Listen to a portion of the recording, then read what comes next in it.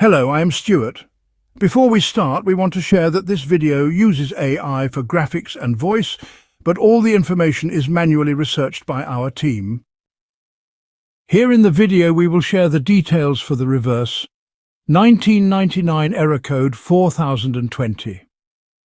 The error reads, "Account does not exist." As per our research, the error occurs when players try to log into their account but receive a message stating that their account does not exist.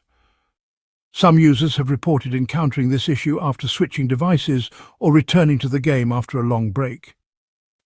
According to our research, the error is likely caused by using an old CBT, closed beta test account, or downloading the wrong version of the game, or logging into the wrong server.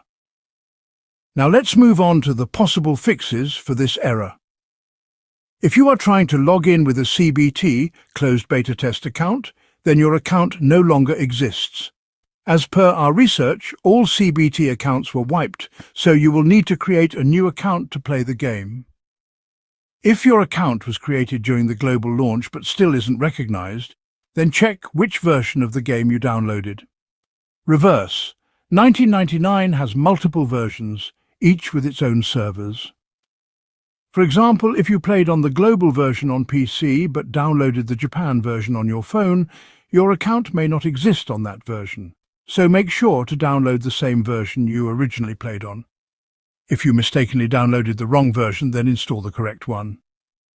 If you are sure that you are using the right version and still receive the error, we recommend reaching out to the game support team.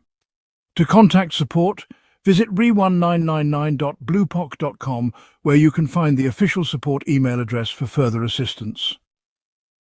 Thanks for watching. This is all we have for the error. If this video helped, don't forget to like, share and subscribe.